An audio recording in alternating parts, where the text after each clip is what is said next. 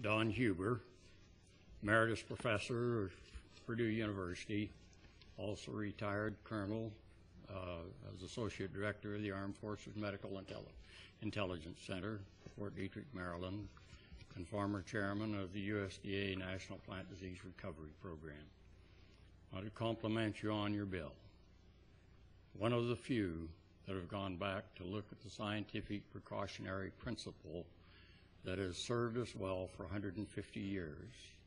Those two principles that you have in your bill, the documentation of what's used, and then the distance or precautionary distance and your exposure levels are two critical levels or two critical components of that precautionary principle that we used to rely on to provide the safety for us that we have forgotten the last 15 to 20 years.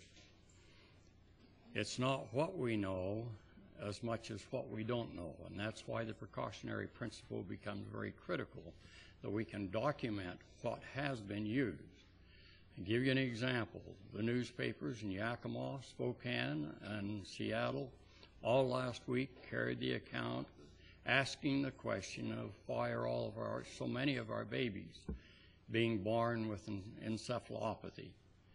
Well, if you go back and recognize what the clinical studies have shown on glyphosate, you'd know exactly why we have the encephalopathy, because during the early 3 months of gestation, that's one of the systems that is hit. Why we have an epidemic of cleft palates, why we have an epidemic of 35 diseases that are based on dysbiosis of the intestinal tract because of the antibiotic activity of this common herbicide that we call glyphosate that was never taken into consideration in its registration when they said that since the human and animals don't have the shikimate pathway, it's perfectly safe for us, forgetting that we have to have lactobacillus and bifidobacteria and enterobacter and those organisms in our intestinal tract in order for a healthy life, because we can't absorb vitamins and minerals without those organisms, or have the protection then from the Clostridium, Salmonella, and E. coli that fill that void because they're not sensitive to the glyphosate residues that are in our food. I just came back from Guatemala. Came back with Dr. Malcolm Summer from the University of Georgia. Serious problems there with renal failure and 3 minutes. Kidney failure, again limited to the sugarcane workers, where they're using glyphosate as a desiccant, as a ripener in those programs. So that it's not always what we know, but what we don't know at the time that mandates that we go back to that precautionary principle, which you're doing in this bill. Very conservative exercise of that principle in the bill, but having it there. The same thing in Argentina, where they're seeing the drift from the GMO soybean fields and seeing those problems. So, okay. I apologize for interrupting you. Your 3 minutes did pass, but I'm sure there's questions for you. If not from the members, I have a question. Anybody have questions? No? Yes.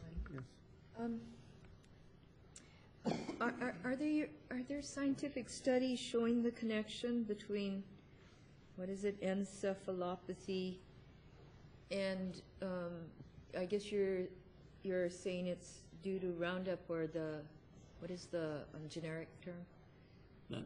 That's one of the major chemicals that will cause that. What is the major chemical? The Roundup is. Okay, and are there studies that have shown that? Peer-reviewed studies? Yes, there are clinical, scientific peer-reviewed studies which have documented that disruption, both the endocrine hormone disruption and other physiological disruption in that, especially in that early 3 months development. So that we see the heart damage, we see cleft palates, and we see the neurological damage from exposure to that pesticide, because it wasn't anticipated to be a problem, because everything focused only on the shikimate inhibition, the EPSPS. Could you provide those studies? Yes, I believe I can furnish those studies for some of those studies for you. Thank you very much. Yeah. Yes. Thank you very much again for being here. I understand you've been working extensively in this area for quite some time and are a sought-out resource, so I appreciate you coming all the way over here. Most of the focus on this bill and its genesis, if you would, was on what I believe to be an excessive use of restricted use pesticides by a small number of companies in a very small geographical area. And I'm not sure if you were around today when I was asking about the general use, the glyphosate usage, and I was not able to get that information from the companies. And your research or your focus seems to be on the glyphosate primarily. And what would be the major problems that you mentioned some things, but in the community, if there was excessive use of this, what would it look like in the community in terms of medical or other environmental kind of impacts? What we're seeing, and it's not just in the human population. 55 years of research, agricultural research, with 20 of those on the genetically engineered crops and remediation efforts in that capacity also. What we're seeing is the chronic effects. We have a lot of tests. In fact, for our pesticides, we only test for acute toxicity. That'd be testing something like cyanide, but we don't test for the tobacco effects, because tobacco effects are chronic, long-term effects.